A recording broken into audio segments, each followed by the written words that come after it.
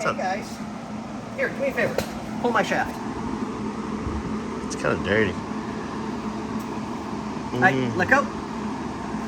Ready? It's still good. Pull my shaft. No! Pull it! What the hell? That feels weird. Can we see that? There's some oil coming out of it now. Oh yeah, this thing's been long blown out, that is. I think that might be almost an OG. Yeah, so now we have on a slightly smaller but stronger shock, KYBs all the way around. Got the first one in. Bernsey decided he was going to soak everything up, which was perfect. As much apart as I can. So I'll start on this one. Get this one. You know, I hate it when people put stuff in my way. Oh wait, that would have been me. Wah, wah, wah. Right? So I'll get this one done.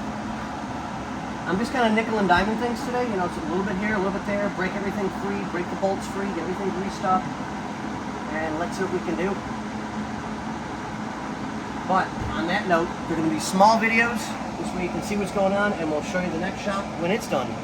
Yay! On that note,